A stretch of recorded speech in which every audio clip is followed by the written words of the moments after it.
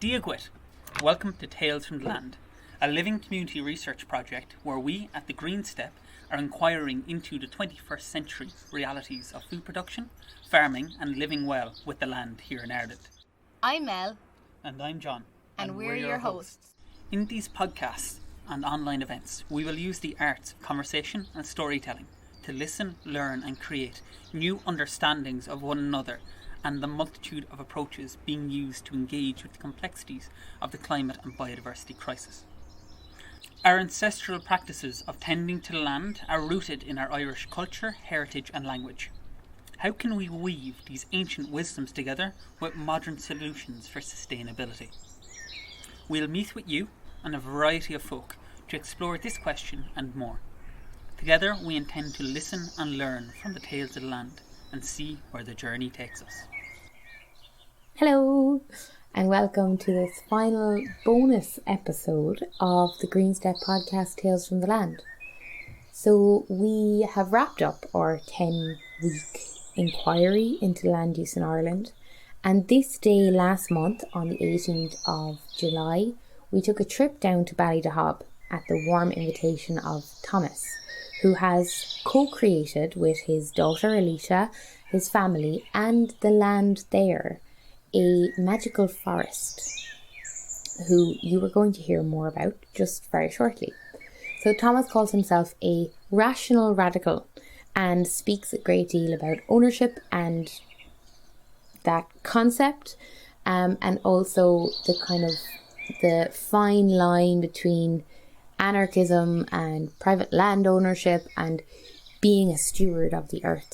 And what himself and his family have done down in Ballydehob is create a magical soundscape using all upcycled materials inside in the forest.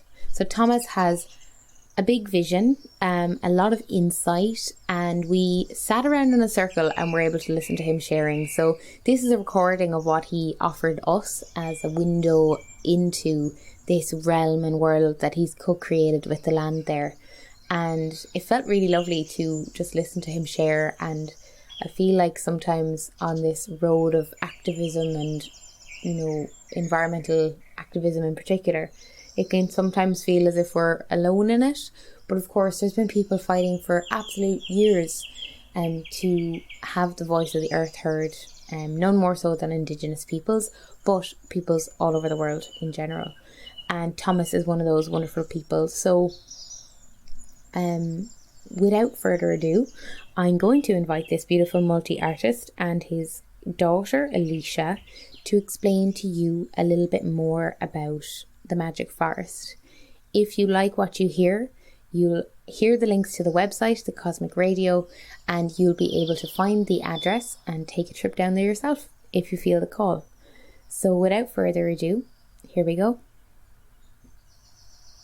The Magic Forest in Ballydehob, a healing recreation and transformation space in West Cork. The Magic Forest is a nature art project designed by multi-artist Thomas Weigant.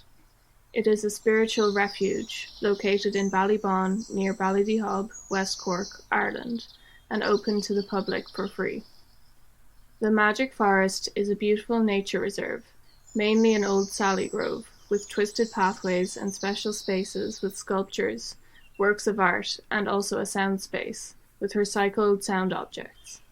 It is a space to spend time in and get away from human civilization, to relax and connect with your body, soul, and spirit, and the natural surroundings.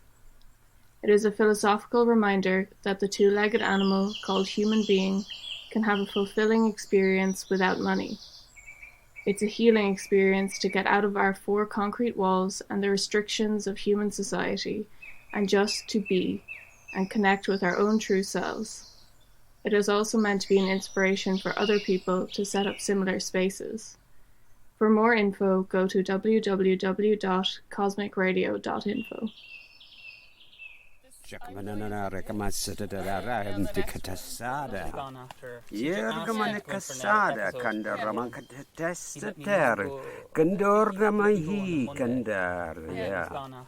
Right, folks, I'm going to talk a bit about the Magic Forest. When I bought that land, I actually only bought the location as such because there was a well that was unpollutable. There was no polluters above the well. And that was very, very important to me, because water is life. And then, surprise, surprise, I looked at the slab at the floor next to the well. There was cross inscribed, quite weathered, and I found out eventually it used to be a holy well actually. So when they fetched the water, they did their cross, which means just it was a well that had good water, because water means life. So that's why I bought the land and the cottage, and but there were 10 acres all in all, and because when I looked at it, it was looking sad. It looked like Mount Kitt. There was not a bush or anything. There were 10 big mature trees, and there was the magic forest there. And the magic forest was a Sally Grove, and it was basically impenetrable, really.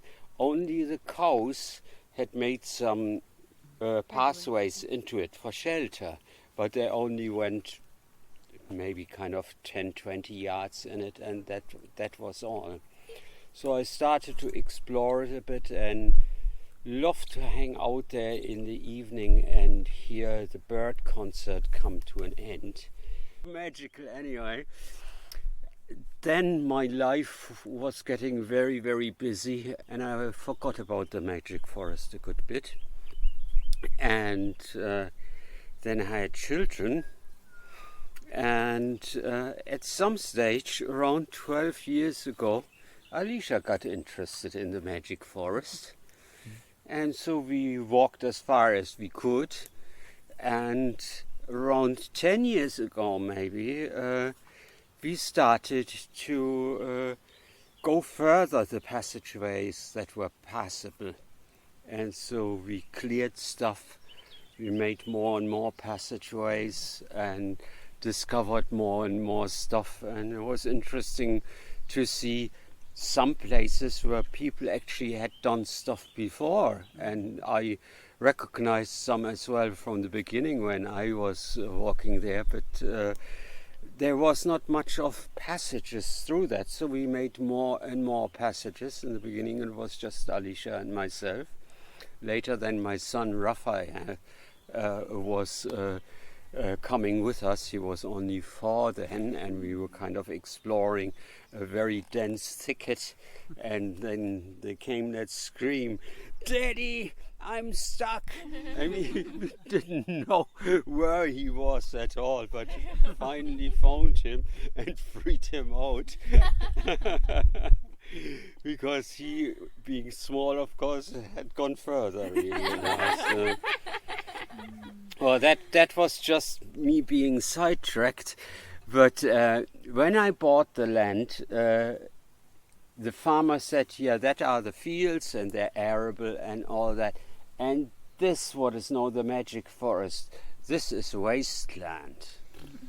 So I thought, wasteland. I only knew a book called Wasteland by T.S. Eliot, which is this is quite famous.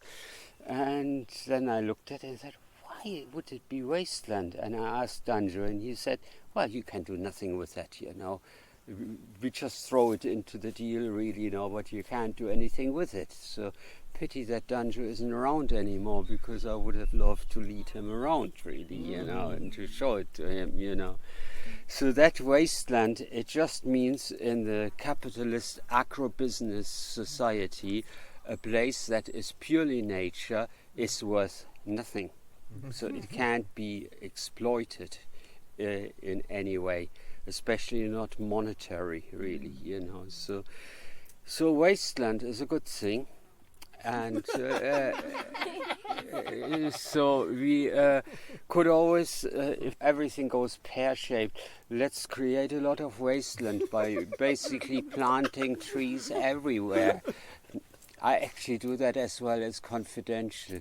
I plant trees all over the place, actually, you know, and let them on their devices, yeah. So as I said, there was nothing here that was bare grass. Everything that you see from here, I planted, and it was a rescue mission actually, because I didn't buy one tree. I saw them at the side of the road, and I felt pity. The county council will cut them and get rid of them, so I dug them up and planted them. No major plan to it or design or anything. Just a tree being, you go here, and that's all there was in the beginning. And then coming back to the wasteland, to the magic forest, I always enjoyed it as a space where human beings didn't interfere. I knew it was a good thing that it was there and it wasn't interfered with. And first I had my doubts if I should interfere with it at all. But then I thought, as that brought kind of a great feeling to Aleesha and myself, it will do that to other people as well. Because as a guy on Bali that I lived together with, he coined that phrase, we had no major communication, we had only very little of the other language, and he said, people are similar, different.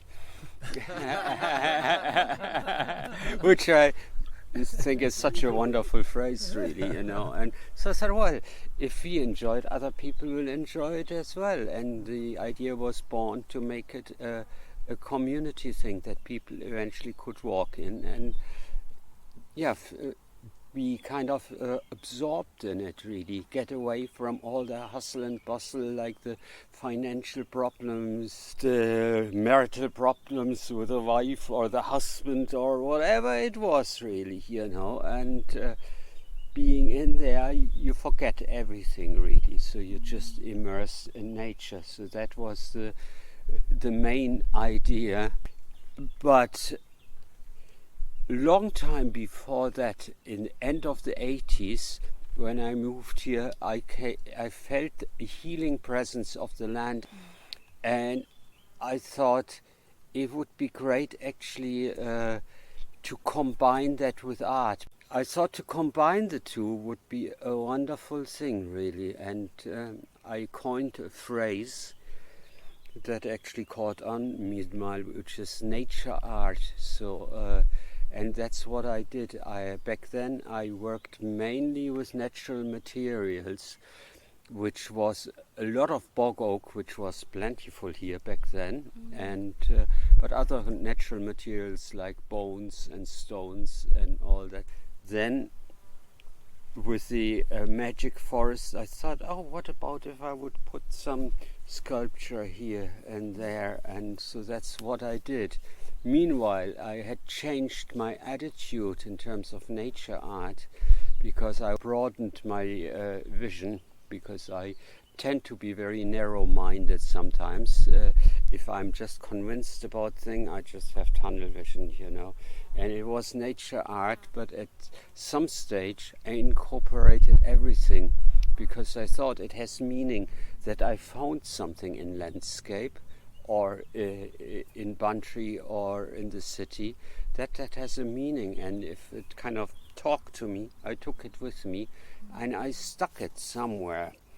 And that was a thing that I was inspired to do, because when I bought the place, all the stone walls, they were full of all sorts of things, old things that the farmers had put there, probably as you never know where we could use that for. It was basically a shelf for things that might be useful in just in case in the future. So I started to incorporate that as well, because I thought there was an interesting tension, because the man-made material is totally different and shows up the beauty of the nature even more. So I incorporated the sculptures, really, eventually. And then I am to a great degree a musician, and I had found an object in a cemetery of old washing machine parts, end of the 80s.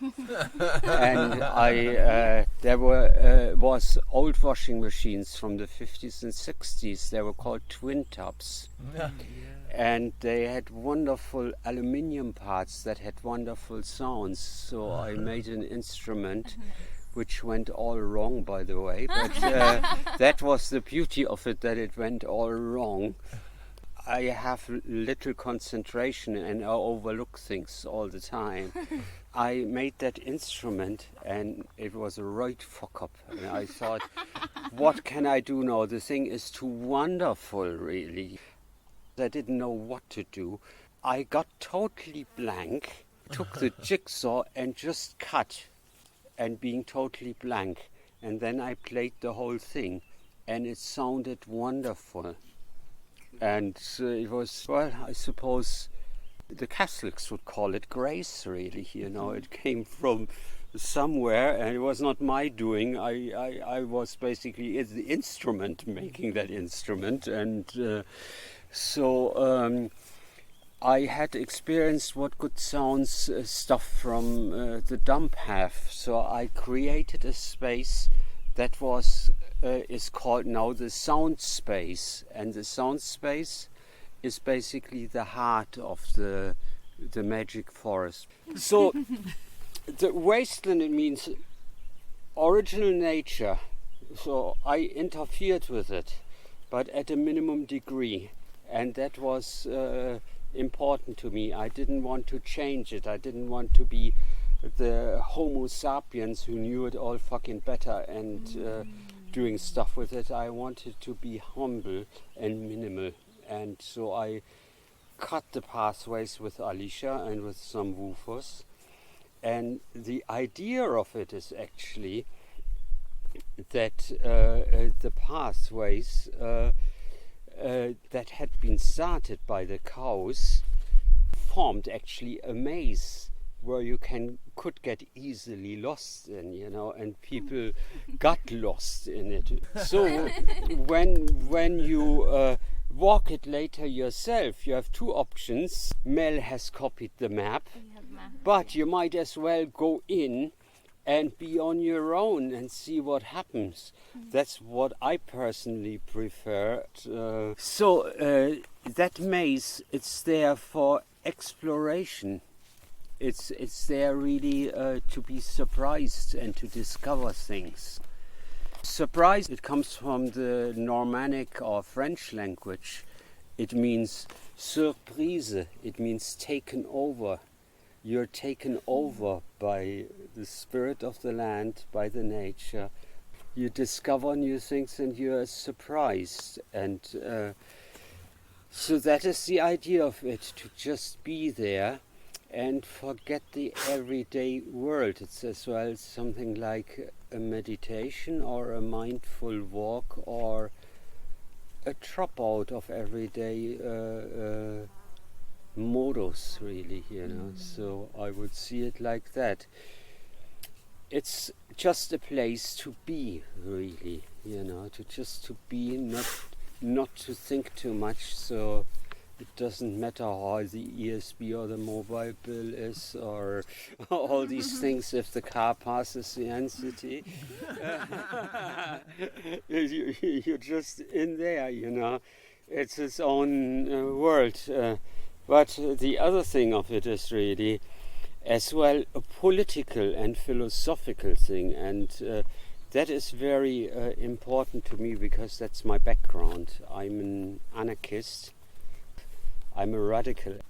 Over a long period of time I had learned to become rational as well. So I'm a rational radical, really.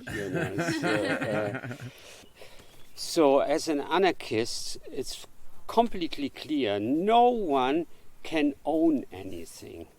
That's a silly notion, really, This is a planet or a spaceship, depending how we look upon it. How would any being own something here? We're all beings, really, only because it's written in a book or somebody says so. I mean, that is ridiculous, really. So nobody can own anything, which means the logical deduction, everyone owns everything jointly, of course. So, which throws up a problem. People would be quarreling about that. So, this is mine, and not true, it's mine. So, the thing is, you have to come to a positive solution. You have to communicate in a positive way and negotiate and find somehow boundaries and what the rationale is about that at all, really, you know. Why would somebody claim that part, and why could another person not have that part? So, and why should have a few people almost everything and the majority have hardly anything? That doesn't make any fucking sense. So that's where the rational thing comes in, and the radical thing, really, you know. So it needs to be basically a communication about that, and to always, of course, then to behave respectful to nature and to each other and to all beings, actually, you know, because we are not different than any other animal or tree or grass or a butterfly or your beloved insects. So it's all the same, really. We are a manifestation here, and we have to share the space. So ultimately, so that's a political statement that I'm making. I make it open to the public, to the respectful public, that is. This is my land, and I insist on that is my land, because that way it's under my protection. Yeah. And that is why I have private property. Otherwise I wouldn't have it. It would be a contradiction. But I make it accessible to everyone, anytime, without permission, as long as it's treated with respect. So that is basically the condition. And I'm a bit scared about all the big reset where private property might disappear. So what will happen then? We have no refuge anymore. I never would think that I would defend private property. I never would even have thought in the faintest that I would defend cash, sweet cash, rather than having a cashless society where every underprivileged person will be really fucked, and where you can be controlled by the ones in control who give you your brownie points, and you don't hear, oh sorry, you have no access to your funds, actually, you know. We are living in difficult times, and we got to watch that we keep what we have. Though it's capitalist society, it's definitely not the worst we could have. There is another technocrat, totalitarian state on the brink to come about. And people call that conspiracy theories. But if you inform yourself and you add the figures together, you can see it coming from miles ahead. So to resist, to form resistance, to form revolutionary cells, to unite, to protest, to sabotage. So I cannot emphasize sabotage enough, because that is one of the anarchist ways to do that, really, you know. Because if you don't have the power, and of course we don't have the power, otherwise we would change all that shite that is going down, really, because it's totally immoral. And it makes no fucking sense, really, you know. So we have to form spaces where other people can go and that can be used. So it's a healing space, ultimately. So it heals as well our soul and our spirituality, because the space, it's there, the magical forest, it's our natural habitat. So we are in our natural habitat. If we're in the city and in a town even, we're not in our natural habitat at all, really, you know. So if you realize that, we will honor this more.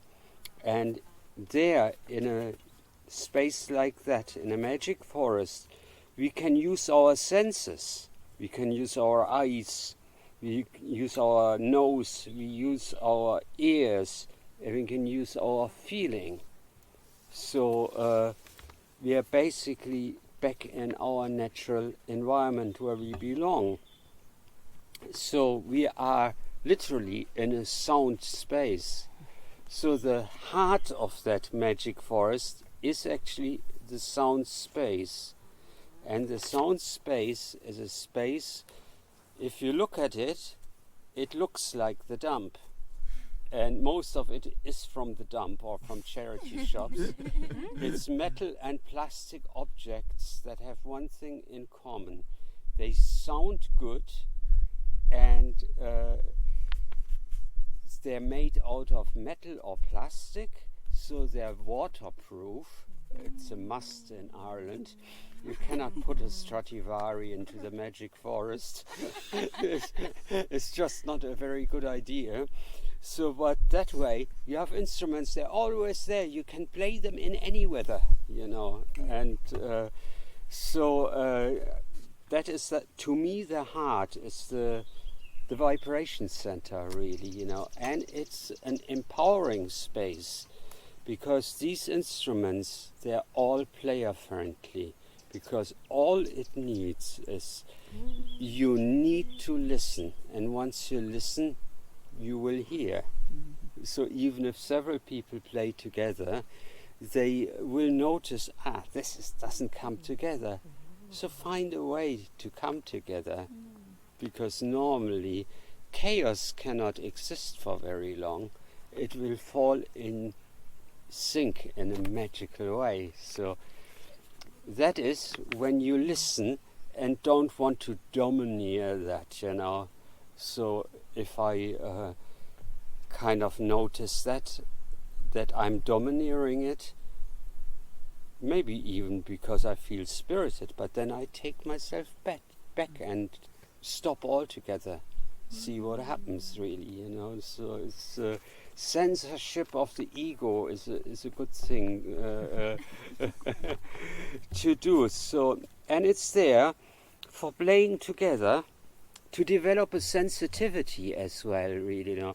How does that sound if I hit it like that or that? That's why there are many different beaters for the instruments, because it's different strokes for different folks. Every instrument will have one beater that will really sound really well. It's like a relationship. You cannot really pair up everybody, even if people have really respect and all that. It wouldn't work, really, you know. So it has to be the right combination. So that's an interesting exploration as well, you know. So it's all very symbolic and philosophical, really, you know. So I will go down with you soon there, and there's one thing I just have to say, that it's as well common sense. If you're in a natural environment, be careful. Do what you can do and don't do what you cannot do, and don't do silly things. So be careful where you walk. The walks are all, in my opinion, and I'm not an old man, but getting on in years, so I can manage it. So always grab hold as well. And as it is a sally grove, you have plenty of banisters. Sallies are great. If there's a steep drop, you can hold on to a sally, because sallies don't tear easily, you know. So basically, if anybody have any accidents, you watch out for yourself. I take no liability, really, you know. It's as simple as that. It's common sense, but I like to point it out, because common sense is not common. So, okay. Now, almost done with my long blurb. The legacy of this is, and now this is where you guys come in, because I'm talking as an elder here now, The legacy is I want to inspire before I expire. It's on my website, and there's a song as well, Inspire Before You Expire. What it means is to hand on the torch, basically, to keep the spark alive, and as well to sparkle yourself and make others sparkle. So that's what it's about. It's the spirit. It's Passing on the flame. It's passing on the spirit spark, really. So create earth spirit spaces like that. That's my legacy. So I want to put that out. If you ever own land or you have a possibility to do that elsewhere, just make a magic forest or a magic whatever it is, you know, a magic pool or a magic garden or anything like that, really, you know. So it's basically the old anarchist idea of revolutionary cells that are forming everywhere. At some stage they will organize. So that's the next step, to organize, to know of each other and to collaborate, to network. Networking is absolutely essential. If you want to bring about positive change, we need to cooperate. If we don't do that, we never get a critical mass, because critical mass is important for change. At some stage things tip over just because a critical mass had been reached, really. And at some stage people will see the point.